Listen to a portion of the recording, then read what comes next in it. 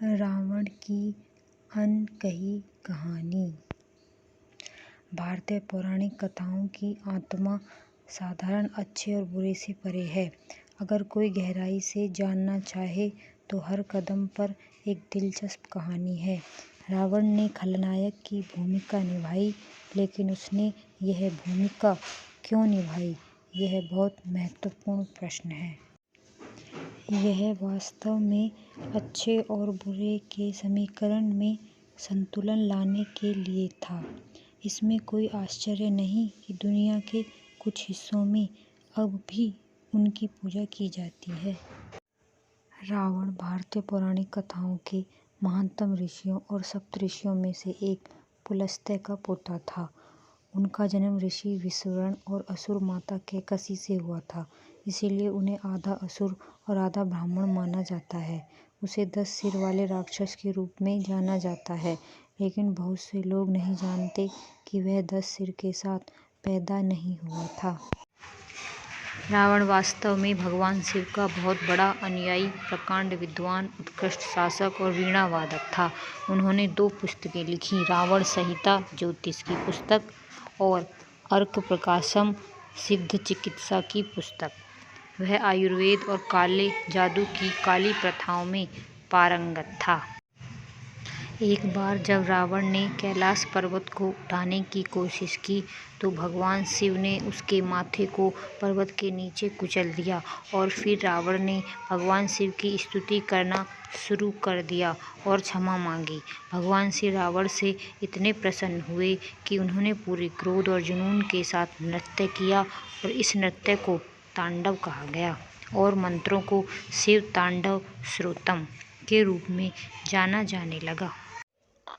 शिक्षा प्राप्त करने के बाद रावण ने नर्मदा नदी के तट पर भगवान शिव को प्रसन्न करने के लिए घोर तपस्या की।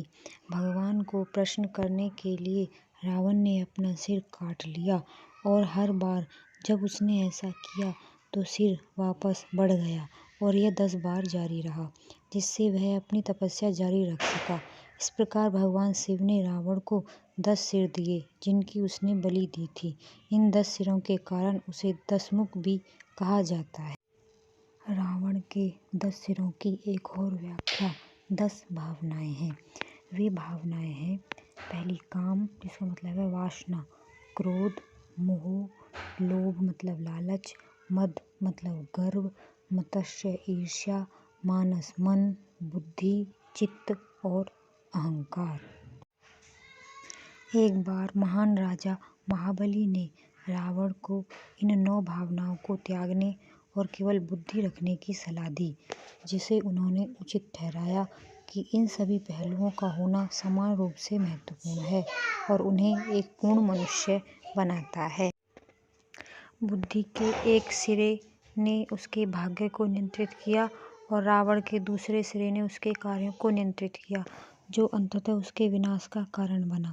अंततः वह अपनी इंद्रियों का गुलाम बन गया और चूंकि वह अपनी इच्छाओं पर नियंत्रण नहीं रख सका, इसीलिए उसने न केवल खुद को और अपने कुल को नष्ट कर दिया, बल्कि पूरी लंका को जलाकर राख कर दिया।